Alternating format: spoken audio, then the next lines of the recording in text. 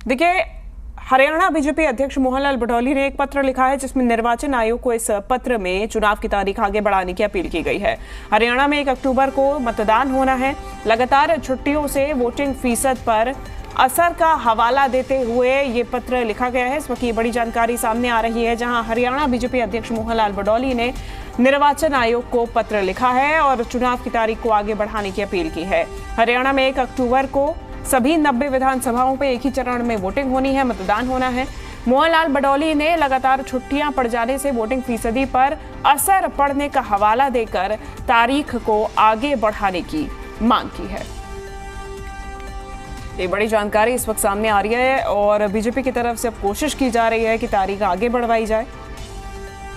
इस वक्त ये बड़ी जानकारी सामने आ रही है। हरियाणा बीजेपी अध्यक्ष मोहनलाल बडौली ने पत्र लिखकर निर्वाचन आयोग से मांग की है कि चुनाव की तारीख आगे बढ़ाई जाए। हम बता दें कि हरियाणा में 1 अक्टूबर को मतदान होना है, 4 अक्टूबर को नतीजे आएंगे। सभी 90 की 90 सीटों पर एक साथ एक ही चरण में 1 अक्टूबर को वोटिंग होनी है और इसके लिए अब बीजेपी अध्यक्ष की तरफ से पत्र लिखा गया है।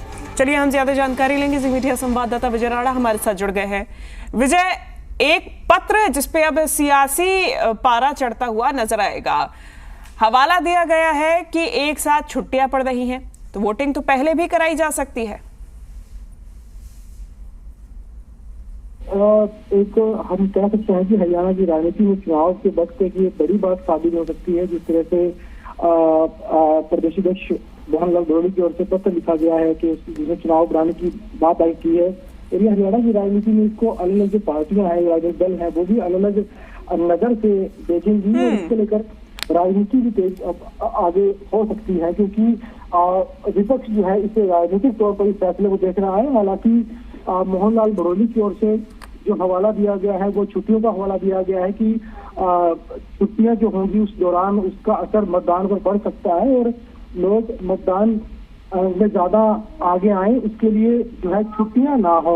और इसलिए इसलिए चुनाव की जो तारीख है उसको आगे बढ़ाया जाए। हालांकि ये कहा गया है बडौली की ओर से, लेकिन इसके बावजूद ये एक ऐसी एक बात हम कह सकते हैं जिसको लेकर हरियाणा में राजनीति भी तेज हो सकती है और विपक्ष के लोग लगातार जो सरकार पर हमलावर रहते हैं और भाजपा पर हमलावर रहते हैं, उन्हें एक और मौका मिलेगा अपने जो बयानबाजी है, क्योंकि छुट्टियों को चुनाव से आगे बढ़ाने की जो भी इसके लिए जो भी बात कही गई है, जो भी तथ्य दिए गए हैं, हो सकता है वो तथ्य भी सही हो, लेकिन इसके बावजूद जो है बाकी राजनीतिक पार्टियों को क्या रहता है, क्या वो इस बात का समर्थन करती है कि छुट्टियों की वजह से मतदान प्रतिशत कम हो सकता है, या वो भाजपा पर हमलावर हो सकती है, भाजपा के ऊपर जो है अलग अलग आरोप पार्टियां लगा सकती है। लेकिन इसकी बात तय है कि ये चिट्ठी लिखी गई है चुनाव आयोग के लिए, उस पर राजनीति हरियाणा में होनी तय है। जी निश्चित रूप से, और ऐसे में अब देखना होगा कि निर्वाचन आयोग की तरफ से इसका क्या जवाब आता है। विजय, पत्र में एग्जैक्टली क्या लिखा गया है? विजय,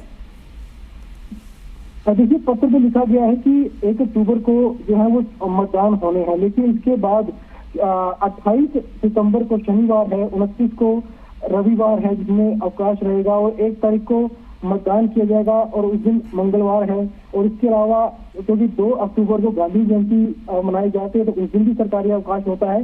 यानी लगातार जो है वो 3-4 जो छुट्टियां हैं उनके बीच में चुनाव की तारीख रखी गई है। तो यही पत्र में कहा गया है कि ये छुट्टियां हैं जो इनके बाद की तारीख रखी जाए, ताकि जो लोग हैं वो भी अपने कामकाज वापस आ जाएंगे, जो लोग दूसरे शहरों में चले जाते हैं वो वापस आ जाए, इससे मतदान में हिस्सा लेते हैं।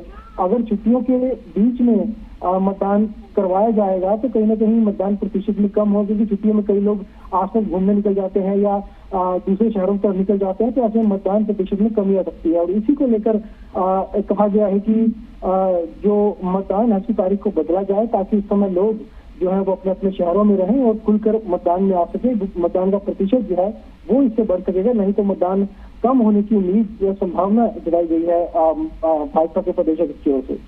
ठीक है, बहुत शुक्रिया आपका विजय, तमाम जानकारी हम तक पहुंचाने के लिए।